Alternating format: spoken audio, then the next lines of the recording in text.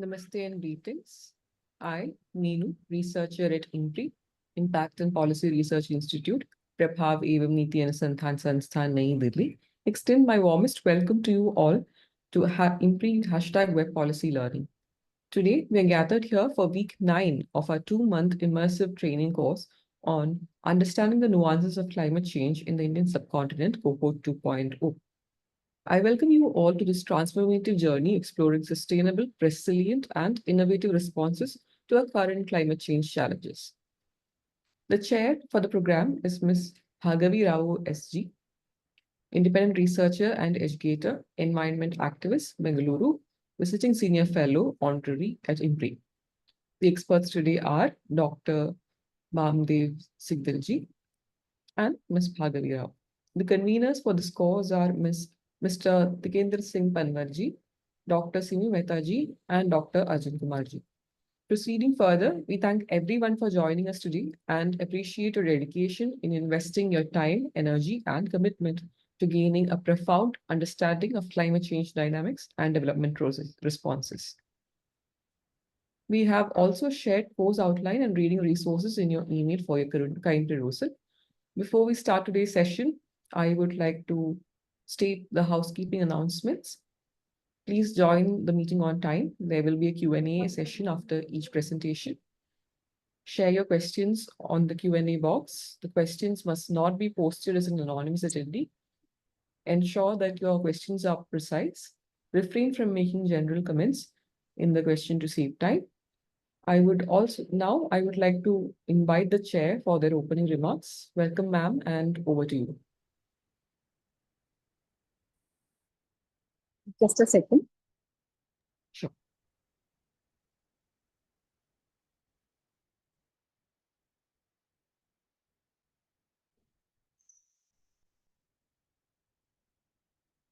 Yeah. Good evening, everyone. Attitude and responsibility that I am here today to be able to close this very beautiful 2 months. And it has been such a enriching and eye-opening. As we approach the end of this journey, it is also a great opportunity that I got that I'm sitting at a black rock sanctuary in Karnataka and doing this session with you all. So it means a lot to me, and also it is very essential now in the coming days for all of us to reflect on the knowledge we've gained so far, the challenges that lie before us, and also the path that lies ahead for each of us addressing the issues of climate change, which is one of the most pressing issues of our time and in our own time and space. So I will speak a little bit more after Mr. Bamadev. So over to Mr. Bamadev for now. Thank you so much. Namaste, good evening. Thank you, Meenu. Thank you, Chairperson, Ms. Bhargavi Rao, and dear participants, fellows, and good evening. It is my pleasure to take class for IMPRI on understanding nuances of climate change to fellow participants and scholars of different disciplines. And this is my second lecture, probably in IMPRI. And I would like to thank Dr. Arjun, Dr. Simi, and their colleague of IMPRI family. Equally grateful to Ms. Bhargavi Rao for the chair the session of mine. And let me start the topic. Whether you give the slide, provide the slide, or I have to manage myself, please. Please go ahead. Slides, please. Yes, sir, just a second.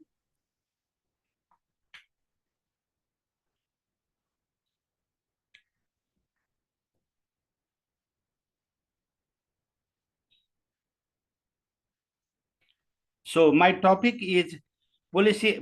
I have given policy interventions for the sustainable development in face of climate change. And this is the 9th session.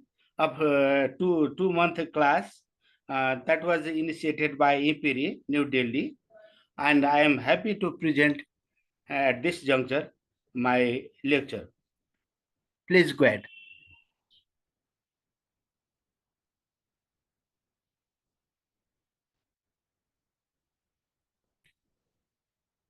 Should I fix myself? Are you hearing? Sir, I think we are having some delays. Yes, So- yes, we are hearing. We are just bringing it, sir. If not, You can try sharing, not an issue, sir.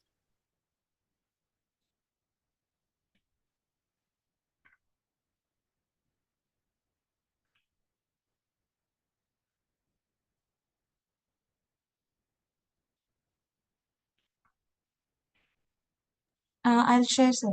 Sure.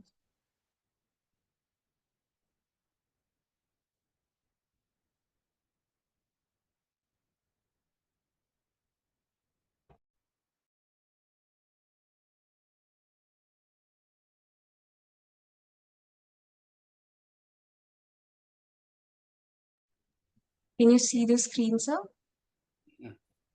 yes, sure. Good.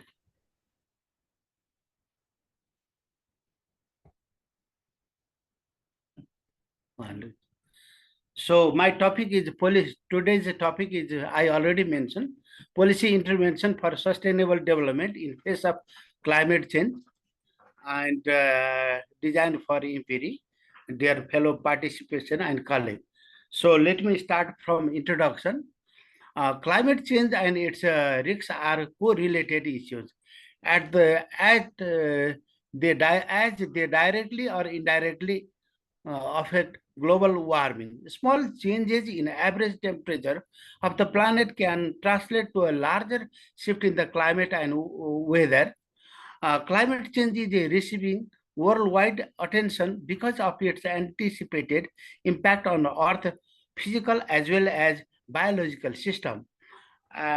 We see that Asia is experiencing the highest temperature in the last 30 years, with average temperature in 2021 reaching 0.86 Celsius above 1980-2010 on an average. And 2020, the warmest year we recorded since 90s. And South Asian region is among the world most vulnerable to fallout from climate change, as many of its countries have substantial portion of their population living in coastal areas, making them more vulnerable to sea level rise and severe weather harsh conditions. Next, please. Well, the climate change, the scenario. Next, please. With a high population density and high poverty level, the region is generally considered highly vulnerable to natural disaster. South Asian countries have committed on, well, all of the South Asian countries have committed on sustainable growth effort put by World Bank, the donor, that is SDG goal. We mean as SDG goal, viewing adverse effect of climate change, poverty and underdevelopment. Sustainable development ensures the well-being of the human persons by integrating social development, economic development and environmental conservation as well as protection. Well, my presentation begins from introduction. I already introduced. Then the paper will confine with the issues and consequences of climate change, reference to sustainable development, that is SDG goals in South Asia. Then the lecture will discusses on sustainable development practices, reference to developing country, developing South and South Asia. And there will be a discussion on sustainable development goals, achievement in South Asia. Lastly, policy response on sustainable development and climate change in South Asia. And I will especially refer India and Nepal, and will be discussed, and way forward will be spelled out.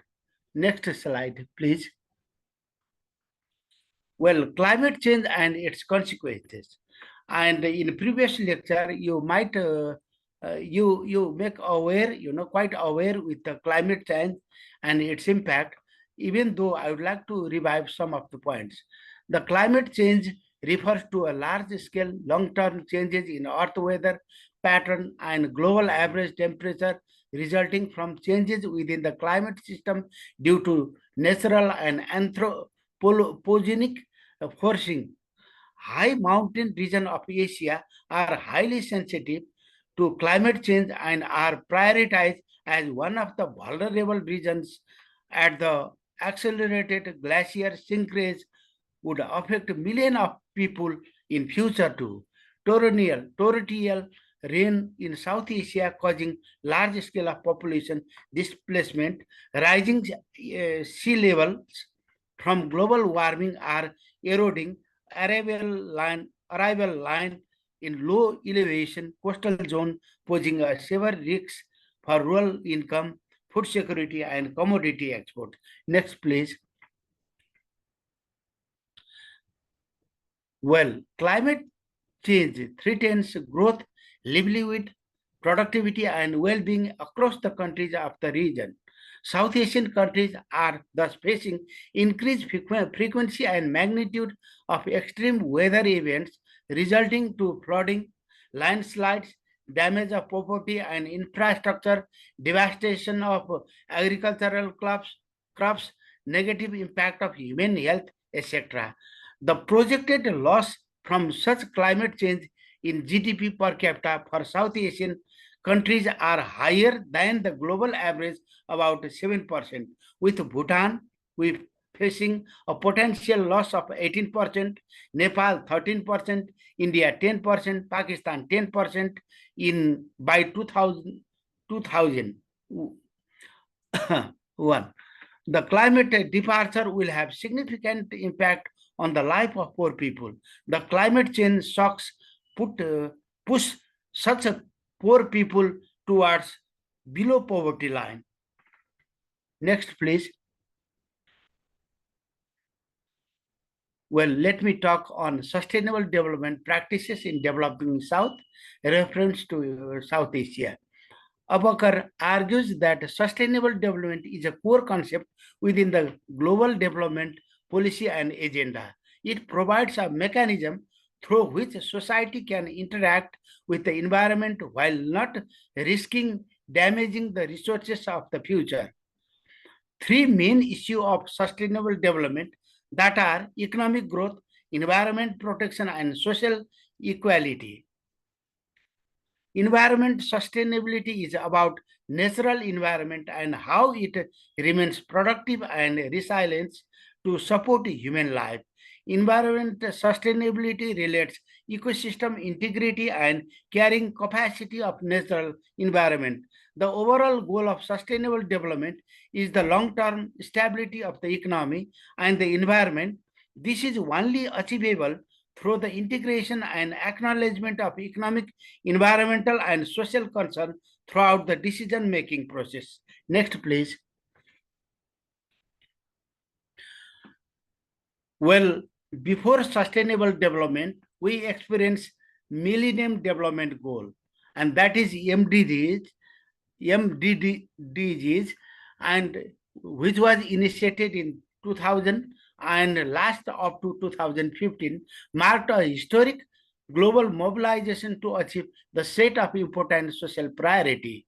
As a part of new development roadmap, the UN approved the 2030 Agenda, SDGs, which are called to action to protect the planet and end poverty in guarantee the well-being of the people. The SDGs seek to achieve the following summarized objectives that are eradication, in sum up, eradication poverty and hunger, guarantee of healthy life, universalized access to basic services such as water, sanitation, and sustainable energy, support the generation of development opportunity through inclusive education and decent work, foster innovation in resilience, infrastructure, creating communities in cities able to produce and consume sustainably, reduce inequality in the world, especially that concerning gender issue, care for the environmental integrity through combating climate change and protecting the ocean and ecosystem. Lastly, promote collaboration between different social agents to create the environment of peace, ensure responsible consumption and production. Next slide, please. SDG is universal one for all countries, whether developed, whether developing, or middle income, while taking into account in different level of national development capabilities. The SDG acknowledges that ending poverty necessitated strategies that build economic growth and address a range of social needs, including education, health, social protection, and job opportunities, while tackling climate change and environmental protection. Next, please. Let me review on SDG's achievement and issue reference to South Asia. Well, I already mentioned South Asian countries have achieved to some extent on the front of poverty reduction, assurance of good health and well-being of the people, gender equality initiative, provision of clean energy to its people, maintaining peace and justice, etc. SAS had quoted in his book Sustainable Development Report, and I borrowed from his write-up. South Asia, still lacks in, despite of this, South Asia still lacks in access of key infrastructure such as electricity, water, sanitation, communication, etc. As the South Asian countries, they are emerging economies and they are on the path of development, and there is the development work is happening in all South Asian countries, and there is the ever-growing demand of electricity, water, clean water, water for generating electricity, and sanitation, and communication, etc. South Asia is on the track to achieve extreme poverty target. However, the achievement of no poverty goal under SDG is threatened by loss from natural disaster, lack of access of basic water and sanitation services. Well, with 62% of people in rural area lacking access of South Asia, and inadequate government spending on basic education, health service, in relation to social protection. And poor governance, equally poor governance has led to mistargeting and leakages, undermining the effectiveness of social safety nets program throughout the South Asia. South Asia's SDG's achievement depicts, mixed outcome. For example, South Asia with an annual average index score of 63.58 in 2021 means that the region is on average 63% on the way to best possible outcome across the 17 SDG goals. Next, please. Within the region, the top three performance are Bhutan 70.02%, followed by Maldives 69%, and Sri Lanka 68%. Afghanistan, Pakistan, and India remain the lower scores with 53, 56%, 57, 62%, and 60.07% respectively.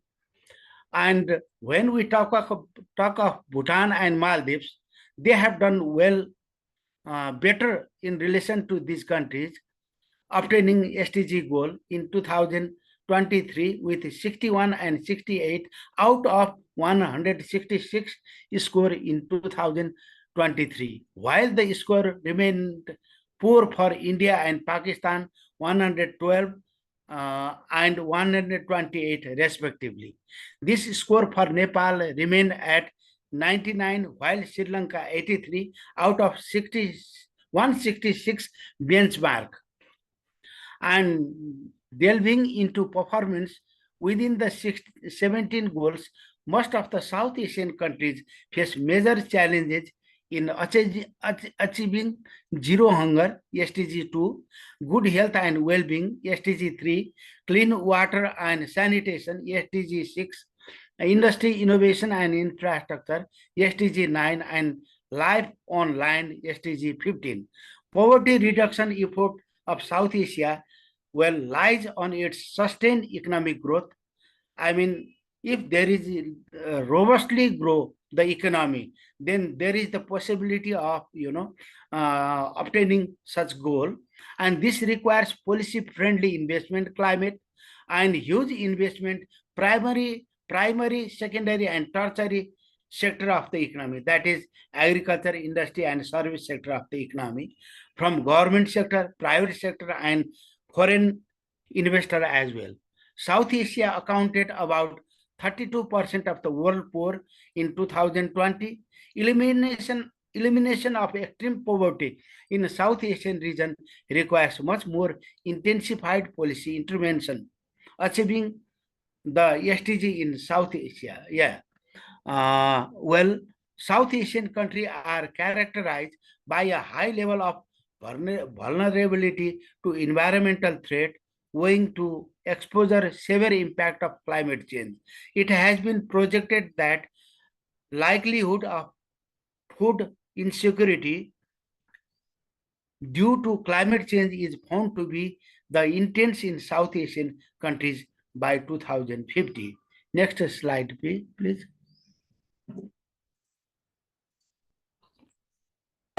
Well, now I come to policy response on sustainable development and climate change of South Asian countries. To meet SDG goals, along with listening the impact of climate change, it is itself challenging task for each individual countries of South Asia. Huge investment from the part of government of South Asia individual countries is desirable for this at this juncture. Additionally, there is the role of donor as well, meeting the goal of SDG, creation and allocation of concessional fund to individual countries of South Asia do work on this drive. The role of local government bodies, NGOs, NGOs, civil society is immense on advocacy and local level small type of planning initiative related to SDG or climate change is equally important. South Asian countries' additional cost to meet education SDG is about 2% of their GDP, with some countries facing additional cost of more than 3 times of this average. We could witness through the data. It has been revealed that additional spending on water and sanitation is also lower in India and other South Asian countries relative to emerging economies. Well, last month probably, Finance Minister N. Sitharaman on the Finance Minister sessions of the third Voice of Global South Summit, she had spoke the urgent need of $4 trillion, up to 4 trillion financing gap for meeting SDG goals in developing country. It is applied for South Asia too. Thus, elevated debt distress and high debt servicing cost have severely constrained resources available for financing development needs, particularly low-income countries of Global South. Next slide, please.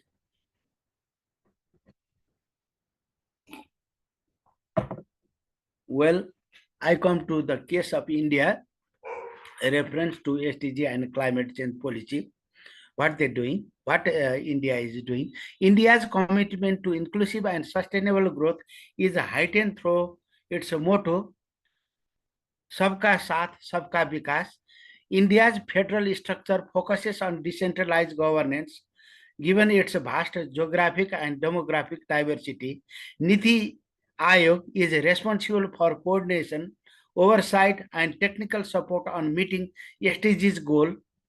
SDG task force prevailed in central ministries, state governments to review and follow up of status of SDG.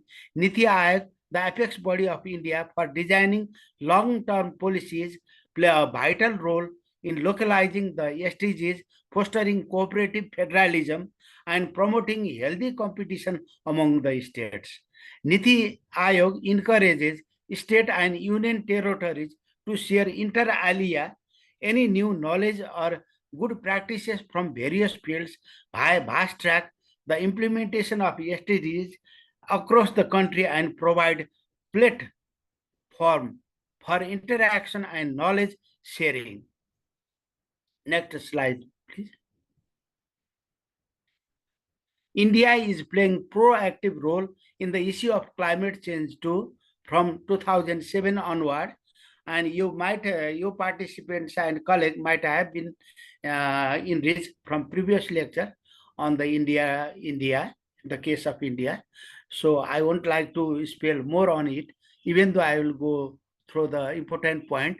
The vulnerability assessment and the adaptation studies of climate change were made in the areas as water resource, agriculture, forest, natural ecosystem, coastal zone, health, energy, etc. as part of initial national communication of India.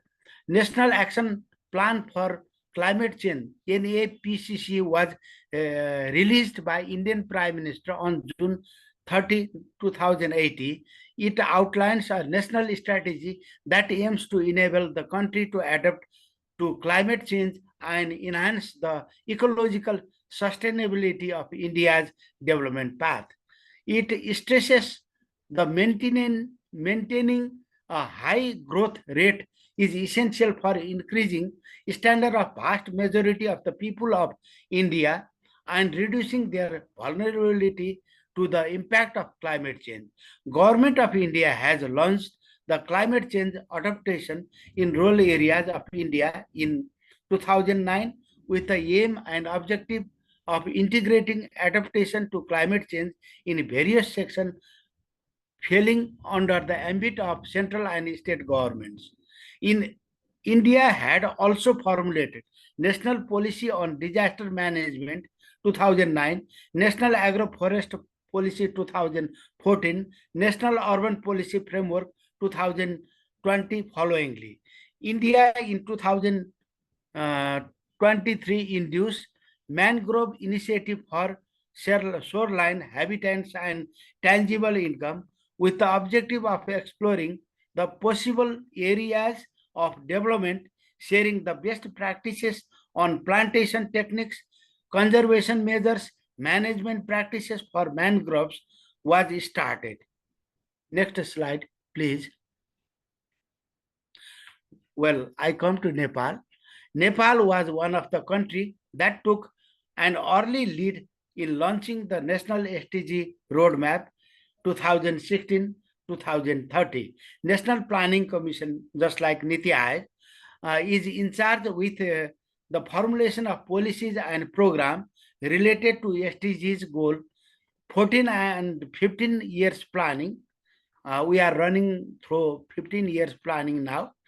Set the target to graduate Nepal from LDC, least developed countries, to developed ones following SDGs norms. Constitution of Nepal 2015, we just got the constitution we got in 2015. It underlines several SDGs as fundamental right of citizen or as a directive principle of state policies.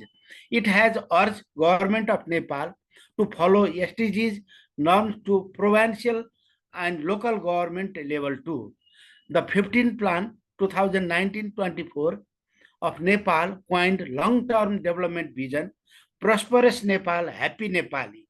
For this, the plan induced 6 goals: well-being and decent life, safe, civilized and just society, balanced environment, well, it talk on environment, and good governance, strengthen democracy and national unity, security and dignity. Nepal signed United Nations Framework Conservation on Climate Change, UNFCCC, on 1992.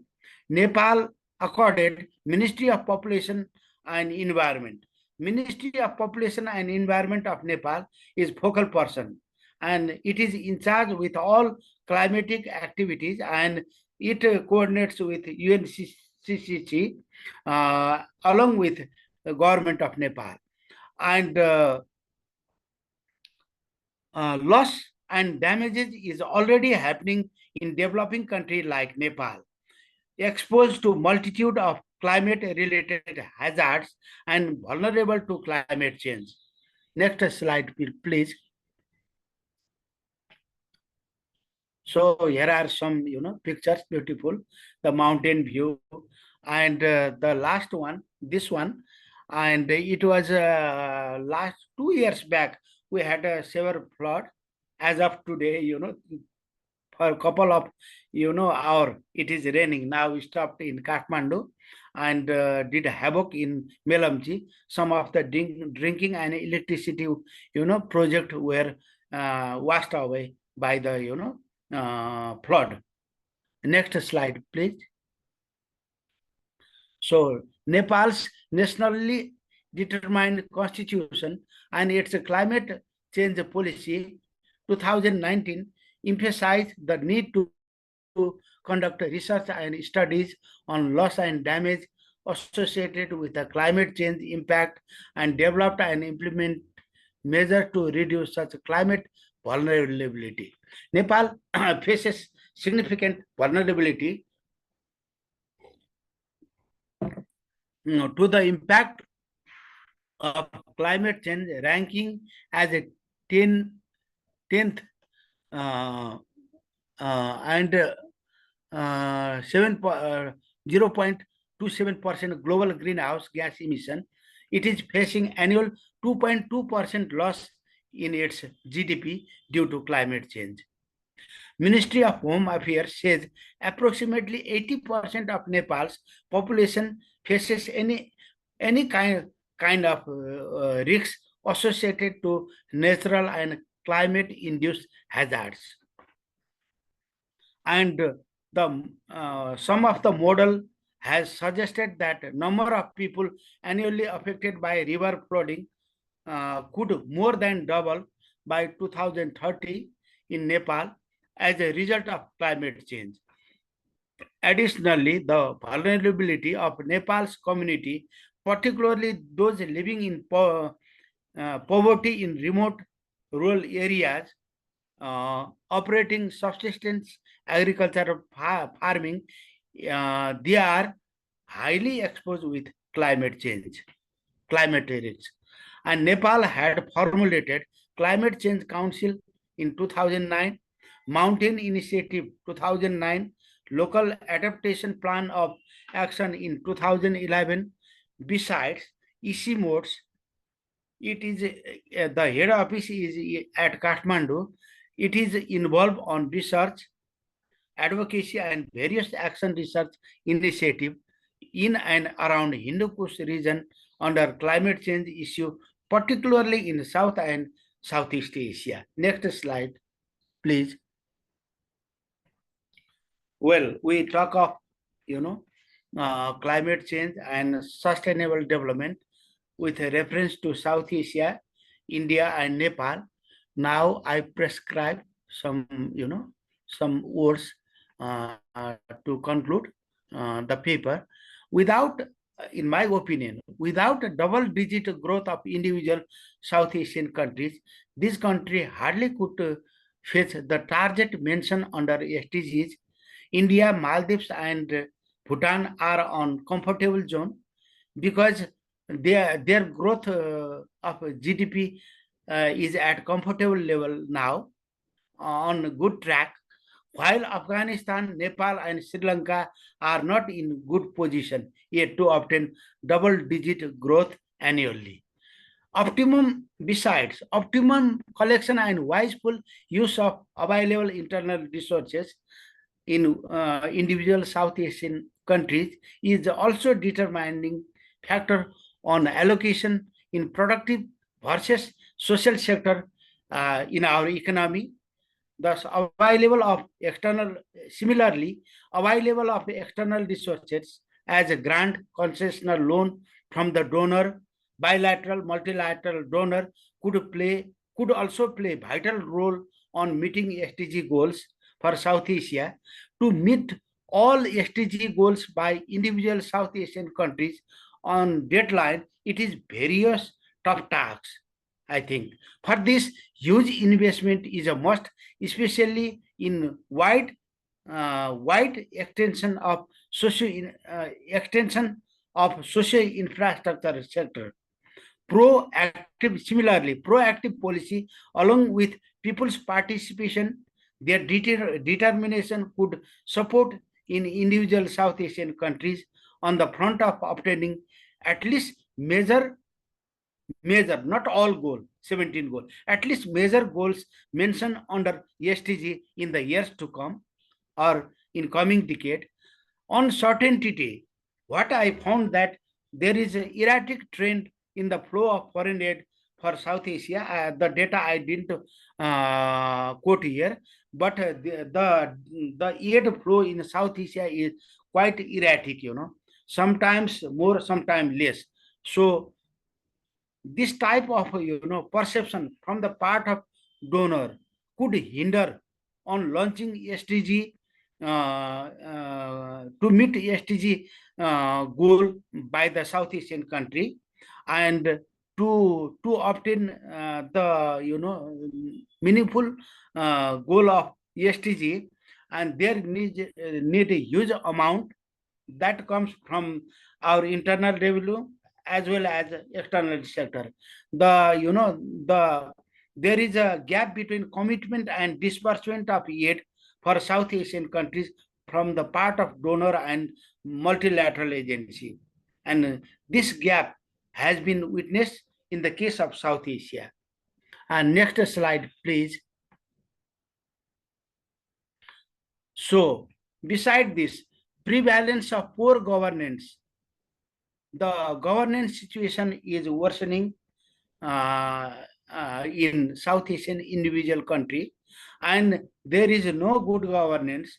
One cannot imagine of meeting SDG goal, that is why prevalence of poor governance state in South Asian country is hindering on meaningful launching of activities of SDGs.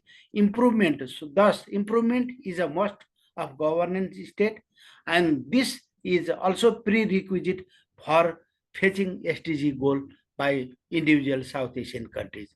Besides, South Asian countries could further get up sustainable development initiative through mutual consensus, understanding, and rigorous cooperation for the well-being of our people. The best practices that is happening in individual South Asian country, that could be shared by other South Asian country. And if this practice is done, and all countries will be better off to face the goal of SDG in the near future.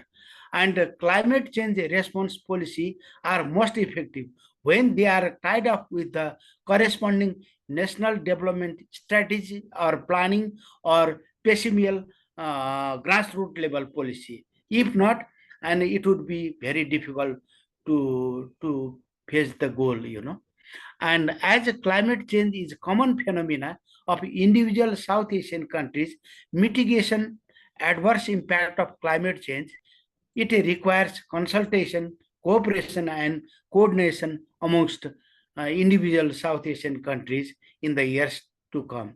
With this, I would like to end my lecture. Thank you for your listening, and thank you, IMPRI, for letting me to have such a meeting. Thank you. Namaste. Good evening. Thank you, sir, for that very insightful presentation, and thank you for sharing your experiences and insights with us. And just to recap, we had with us Dr. Bamadev Sigdel ji, Visiting Professor of Economics, Program Director, Center for Policy Studies and Rural Development, Kalimati, Kathmandu, Nepal. He's also a visiting professor at IMPRI, and his talk was on policy interventions for sustainable development in the face of climate change. Now, I would like to invite the chair for her remarks. Ma'am, if you could. Thank you. Thank you, Mr. Bamadev, for that wonderful presentation of both what is happening in India and Nepal and drawing attention to the SDGs, particularly the South Asian region, and also for highlighting the importance of governance in advancing the SDGs, and all the many policy related matters that you just mentioned, both of India and Nepal, are very interesting, and it will be good if we get time a little later to even kind of see what we are doing right and what may not be the right thing at the end of the day.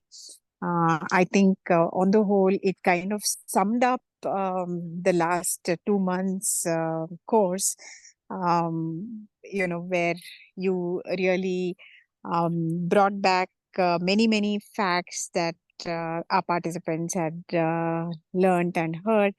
And this was a great way to kind of, close the session with the last lecture from you. So thank you so much. Thank you, ma'am. Thank you, ma'am.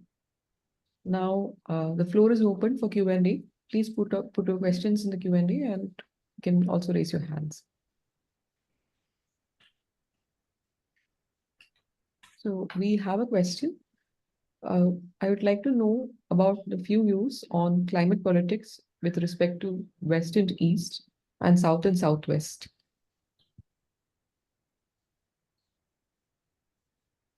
This was by Professor Sas Biswashi. So, this time I confined with, India and Nepal, and climate change and, sustainable goal, and let me recall again. The question was, I'd like to know about few views on climate politics with respect to West and East and South and Southwest. Climate policy, I think, the climate policy, that should be, whether it is of India, it is of Nepal, it is of Bhutan, or other, East Asian country and South Asian countries, and firstly, the policy should be, concise, and the policy, that is should be carried out by the, central level, from the, it should be, bottom up approach, and that should be touched at the grassroots level and local government, and the local government should, should also follow the climate policy that was formulated by the central government, and the regional federal government should also follow, and there should be a kind of unism, a kind of unism tie off between these three governance, and that should be supported by the people. The people, if they are not make aware, on the climate policy, before having policy, by the state government, and there must be a kind of a discussion, series of look, and we are launching this type, that type of policy, and it is related to SDG or something else, and you have to, we are going to have this policy.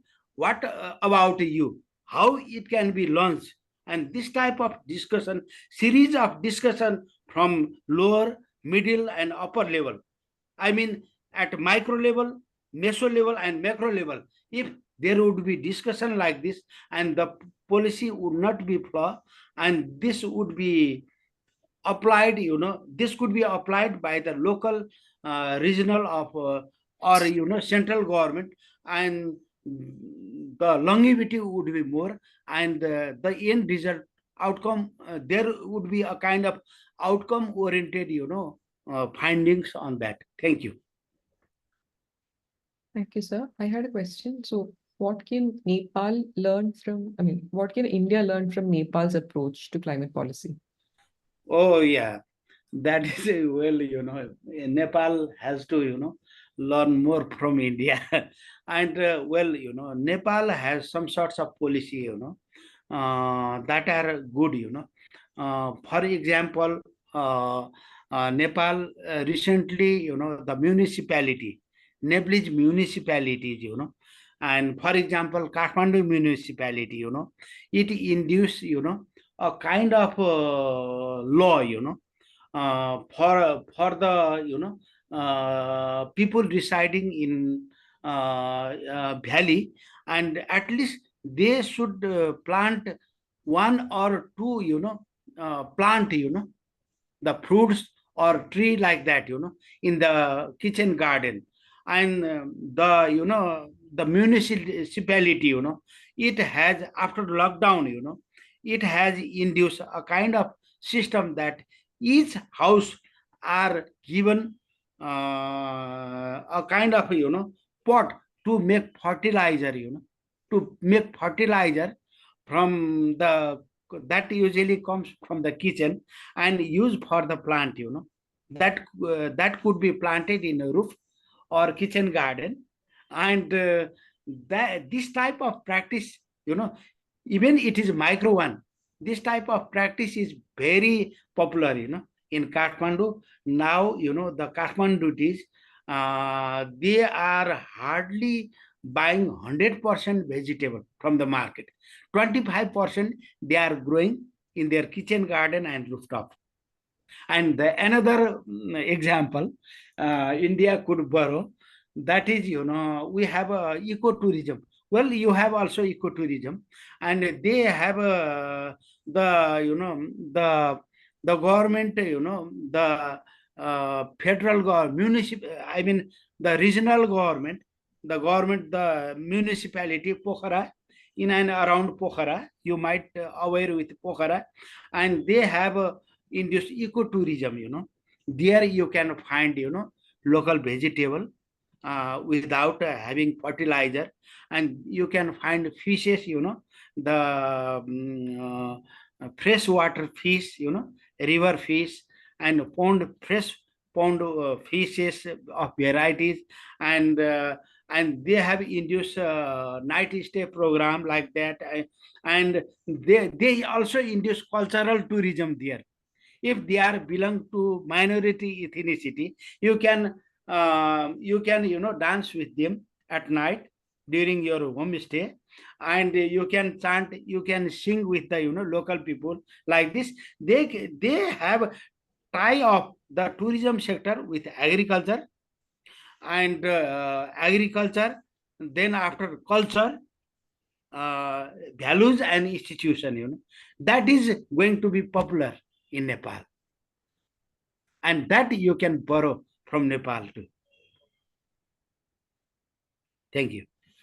Okay, sir. Thank you. Thank you for such a comprehensive and engaging talk, and we hope to see you in further IMPRI events as well. Thank you. Now, I would request the participants to share their feedback. You may unmute or share your feedback on the chat box.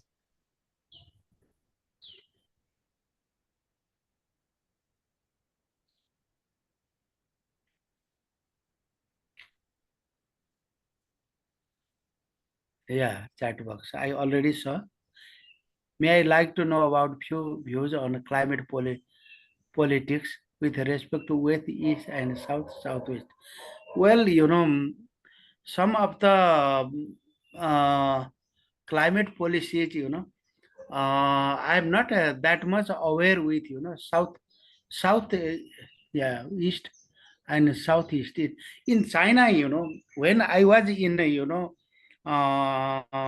Beijing for a conference 3 years back, I was via China to Beijing, and the Brahmaputra river, it was trapped, it was trapped like the ocean, just an example, trapped like the ocean, and they intend to, channelize the water of Brahmaputra towards, their deserted side, southwest of China, and some of the Chinese guy, they mention when I put the question with them during the seminar in China, they said that we are going to, water the land, the dry land, uh, thousand of, acre of land, to near up to the Gobi Desert, they are going to have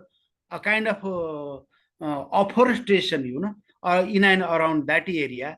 If Brahmaputra, the politics, if Brahmaputra is stopped by China, in and around Tibet, and I saw so many, pond in and I thought it is a kind of sea, First time when I reached over there, I saw the sea like that, but it was surrounded with a hill, And if the Brahmaputra, does not flow, by, Manipur, India, and goes to India, what would happen?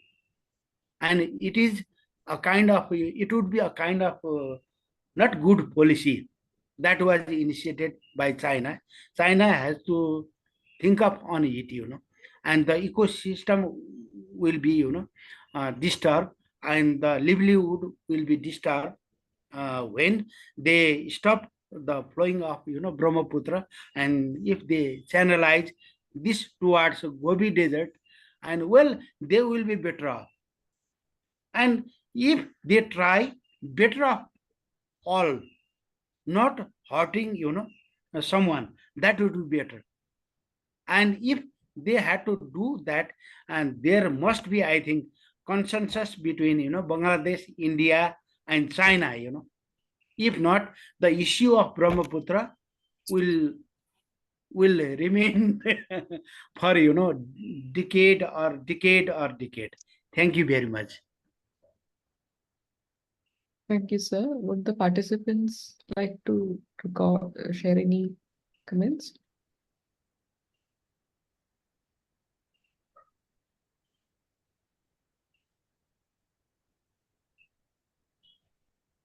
Seeing that there are none, let's move on.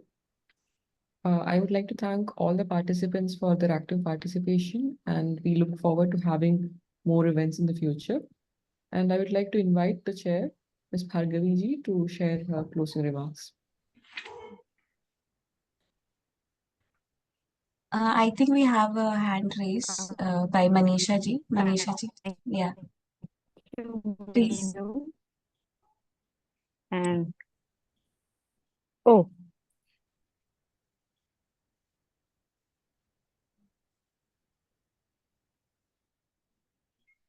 Yes, Manisha ji, if you want, you can go ahead. Hello, yes, ma'am. I wanted to know all the policies which are made, to what extent are they being executed, ma'am, in the whole South Asia? Oh, yeah. I have Uh, already sent some of the, paper by IMPRI, through, email, and I will try to send further, document, further document for your question, and further document on this, as you already mentioned, and I think, I may send within few days. No, sir, I wanted to know your views. Like, you have worked in this climate change thing Uh-huh. a lot. You have too much of experience in this field, no? So, according to your experience, like, how is the work going on in this field in the Oh, government policy level? oh, yeah. In case of Nepal, India, Yes, South sir. Asia, whole South Yeah, Asia. in terms of Nepal, India. Oh, yeah, in terms of Nepal. Well, the climate change policy, the government of Nepal, it is rigorously, carrying the climate change policy by its, planning. I already mentioned 15th, and we are drafting 16th plan, of Nepal, 16th, 17th plan too, gradually, and they are carrying on this issue, as I already talk on my lecture with you guys on this program, today's program. So they are carrying the issues, and I think without touching the local level, even the central planning would be flawed, so the spirit of central planning, that should be trickle up to the level, local level, and so that the local level should be aware of central planning. The central planner, they should be aware of local, the people. In one article I wrote, the planning, when I formulated, I was involved with the second plan of Bagmati Pradesh, one of the constituency. What I found, that I visited remote area, eastern part of Nepal, and in Melamchi side, and Ramesap district, Melamchi side, and what they open, what I thought, that planning is not for city area. City, yeah, for city area, there need a kind of management. There is needed of management. The planning is needed for countryside, where there is no school, and even though there is a school, there is no teacher at all. If there are some teacher, few student, there are more than the teacher are more than the student, and I mean, the planning is needed. Basically, the planning is needed, targeted for deprived, poor, destitute, and disadvantaged segment of the people. In the case of Nepal and India, there are so many rural people in countryside. Still, India is relying agricultural sector. More than 20, more than 60% of rural population of India are engaging in agriculture sector. Likewise, in Nepal, more than 70-80% people, they engage in agriculture, and the planning that should be touchy with the agricultural sector, the agro farming, agro commercialization, and how organic agro produce could be produced by in countryside, and they are using rampantly the fertilizer that is harmful for the health, and this is affecting the environment too. The water level is polluting. That should be think up by the the central government, and that should be carried on at up to the local level. Thank you very much. Thank you, sir. Bhargavi ma'am, if you could. Sure. Yeah, so thanks again to everybody for that, wonderful last 2 months. So when we first embarked on this course, climate change may have seemed like a very broad, complex and distant issue to many of us. However, over the last few weeks, we've come to realize that it is not just a global concern, but one that is deeply personal and also deeply interconnected with our everyday lives.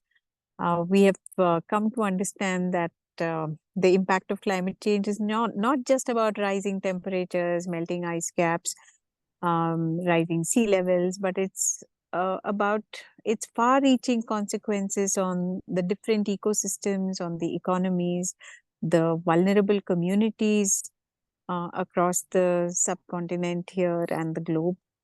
And on the, at a very personal level, the way we interact with the planet. And I think over the last few weeks, we've also been able to explore the science behind climate change, delve into its environmental, social, and economic implications. We've learned about so many policies and even technologies that can shape the collective future. We've also examined the role of individual actions. We've heard from so many case studies throughout the last few weeks. And understanding that, each of us holds the power to make a difference. I think that has been a major takeaway from this course. The many questions which have helped nurture discussions, very good discussions, the debates, the many presentations during the course have really equipped all of us with the tools to think critically and hold a lens that is so much more meaningful than which we otherwise would have helped look at things, and act in a very purposeful way and advocate for very systemic change.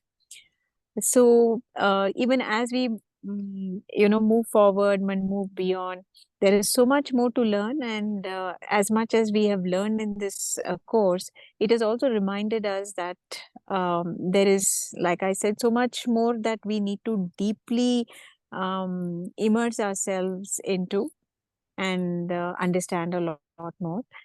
Because climate change is not a challenge that can be solved overnight, or it is not a problem with one simple solution that can be applied everywhere. It requires a lot of collective action, a lot of perseverance, political will, and willingness to continually adapt and evolve. I say that because even in our own personal lives, there is so much that we have to adapt. Simple things like the food we eat, the clothes we wear, the many other things that we use on a daily basis. If we start calculating the carbon journeys that those products have had by the time it reaches us, it will really help us all reflect a lot more and be a lot more responsible. So it is definitely a challenge that lies ahead with us, and it needs a lot of collaboration. It needs a collaboration among civil society, with academia, with the government, and also there's a lot of innovation and innovative ways to reimagine this problem, reimagine the solutions is needed. And we also need a lot of good leadership everywhere. And this leadership is not just from governments and organizations, but from every one of us as informed and active citizens. So again, as we come to this last day of this course, we are not merely recipients of all the knowledge, but I think as participants, we are also ambassadors for change. Whether we choose to pursue careers in science, policy, education, or activism, we have a responsibility to take these insights that we have gained here and apply them in ways that contribute to meaningful solutions. And I think it is time that we have to say that we need to be that generation that doesn't just talk about climate change, but we're going to be somebody who's going to truly act on it with urgency and resolve. So I would also like to take this opportunity to express my collective gratitude, our collective gratitude to all the course facilitators at IMPRI, Dr. Arjun, Dr. Simi Mehta, Dr. Tikender Panwar Singh, and everybody else at IMPRI who truly thought about these courses and designed them so beautifully to make it convenient for everybody to learn. The fact that these classrooms, also these Zoom rooms, if I can say, are mixed with the interdisciplinary background of our participants, the different age groups that we are able to bring on board, and all that exchange that is happening. There is so much that we're also learning from each of the participants just through their questions. I think, and everybody who shared their wisdom I think that is very important. And thanks to every one of them. So, in this entire process, I think a lot of guidance from people who've not been visible to us, but their inputs have been invaluable in shaping and designing this course, and also in helping us understand this complex issue. So the title itself is something truly so meaningful, because it says understanding the nuances of climate change, which is so important. So to all the participants, thank you for your very insightful questions many a time, and thought-provoking discussions that you all spearheaded. And thanks to all our speakers and for all the many solutions and the challenging ideas that they presented before us, and for being a constant source of inspiration. Despite the fact that we were discussing a subject like climate change, where there is so much of doom and gloom, I think the course went on with so much enthusiasm every Saturday, because our speakers brought so much idea, and that is where at least I drew all the inspiration from. And I think together we've been able to create a community that has been committed to Sure. learning, growing, and acting. Yes, sure. So, cheers to everybody who made this possible. Yeah. So, in closing, I think let us all remember that the fight against climate change is not just a professional endeavor, it is also a moral imperative.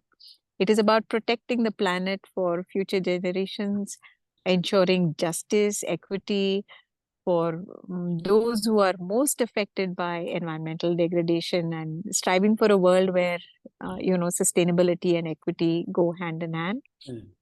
So maybe I can say that we maybe leave this forum here today with a renewed sense of purpose, because there's so much that we learned, and may this collective effort spark the change that the world so desperately needs. Thank you so much.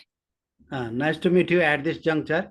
And Madam already, Miss Rao already mentioned all that. I wouldn't like to mention. And it is, in fact, I missed some of the lecture, the program, some of the session, even though I learn much as a student of the, climate change and sustainable development. And we have to move hand in hand, in coming days. And, the academic exercise does not only lead towards the destination, so we have to move through hand in hand, and at a local level, at a regional level, and the country and country to country level, G to G, P to P.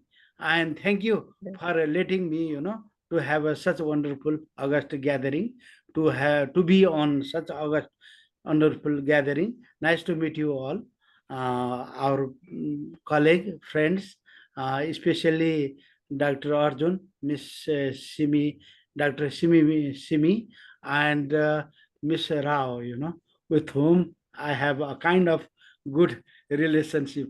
It is the not end, beginning of a relation. Thank you very much. Thank you. Thank you. Thank you, ma'am.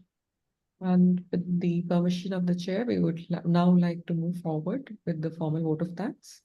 As we come to the end of understanding the nuances of climate change in the Indian subcontinent, Cohort 2.0, a 2-month immersive online introductory certificate training course as part of our online International Monsoon Schools program, I, Meenu, researcher at IMPRI, Impact and Policy Research Institute, would like to propose the formal vote of thanks on behalf of IMPRI, New Delhi. We're grateful to our chair and experts, Ms. Bhargavi Rao ji and Dr. Bamadev Sigdel ji, for taking out their valuable time and allowing us to learn from their expertise. We thank all our participants for raising pertinent questions and actively participating in today's deliberation.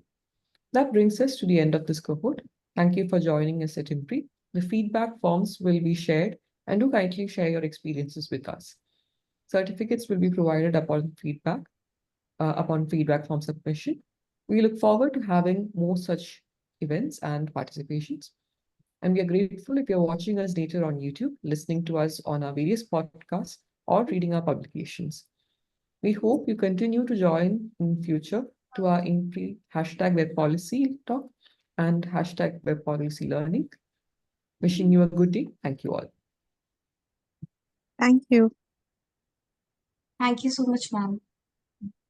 Thank you.